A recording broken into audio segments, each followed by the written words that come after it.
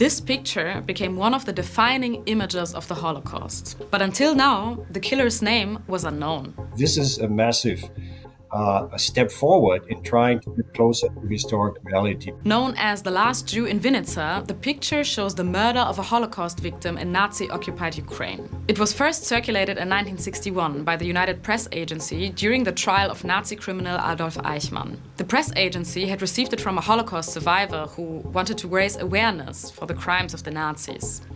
Since then, the image has been shown in numerous media outlets, historical sources and museums. But recent findings are rewriting its history. In 2023, the historian Jürgen Matthäus received a collection of war diaries from a soldier. Inside were detailed diary entries from the war and another copy of the picture. Thanks to the diary entries, Matthäus discovered that the picture had been mislabeled. It was not taken in Vinnitsa, but in Berdychev, around 150 kilometers from Kiev, probably on July 28, 1941. Matthäus published his findings in the media and promptly received leads from readers. One was from a man who said, I have the suspicion that this is a relative of mine, and I would want to find out more. Can you help me? The tip came from a retired teacher. He said that the man in the picture might be his wife's uncle, who was part of a killing squad called Einsatzgruppe C. The task force murdered more than 1 million mostly Jewish people by spring 1943. By comparing the pictures and analyzing them with AI, the killer was identified as Jacobus Onnen with a likelihood of 99%. He comes from a middle-class background. His dad was a teacher. He died early.